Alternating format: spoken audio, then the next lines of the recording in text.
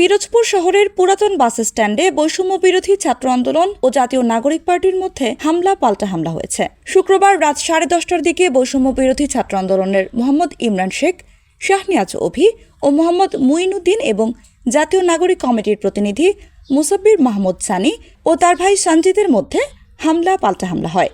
এতে 5 জন আহত হয়েছে বলে জানা যায়। এই ঘটনায় বৈষম্য বিরোধী ছাত্র আন্দোলনের নেতা মুইনুদ্দিন বলেন, সাধারণত আমরা তারাবির নামাজ শেষে পুরাতন বাস স্ট্যান্ডে চা খেতে আসি। আজকে হঠাৎ কোথা থেকে সানি এসে অভিকে বাজে কথা বলে। এক পর্যায়ে ওরা আমাদের উপর হামলা করে।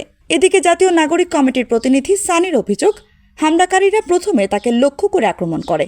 যখন তিনি আত্মরক্ষার চেষ্টা করেন তখন তার ভাই সঞ্জিতকেও মারধর করা হয়। এই হামলায় সানির পিঠ ও হাতে এবং সঞ্জিতের গলা ও পায়ে আঘাত লেগেছে। হামলার খবর পেয়ে পিরোজপুর সদর থানা পুলিশ তাৎক্ষণিকভাবে ঘটনাস্থলে পৌঁছে আহত 2 ভাইকে উদ্ধার করে পিরোজপুর সদর হাসপাতালে নিয়ে যায়। আসসালামু আলাইকুম, আমি মোহাম্মদ মুইনুদ্দিন। আমরা তারাবির নামাজ পড়ে পুরাতন স্ট্যান্ডে এসে চা খাইছি। চা খাওয়ার সময় হঠাৎ ওই সানি, মুসাব্বির রহমান সানি, সে এসে আমরা যখন একসাথে বসে আড্ডাতে চা খাই তখন অবির সাথে প্রথমে এসে পরিকল্পিতভাবে অবির গায়ে তুলতে যায়, পরে আমি ঠেকাই যাই, পরে আমার গায়ে দেয়, তখন আমরা আঘাত করি। সেখানে সশরীরে উপস্থিত ছিলেন আমাদের আর এসপি স্যার, মুকিশ স্যার, আর ও জায়গা যারা স্থানীয় লোকজন ছিল তারাও দেখছে।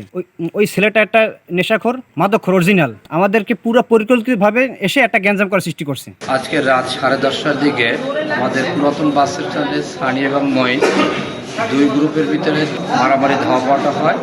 এদের ভিতরে পূর্ব থেকে 2টা গ্রুপ এবং শত্রুতা সৃষ্টি আছে। এই ঘটনাকে কেন্দ্র করে মারামারি হয়। আমি সংবাদটা পেয়ে আমার অফিসার ফোর্সে আমি দ্রুত ঘটনাস্থল যাই, ওদেরকে নিয়ন্ত্রণে আনি।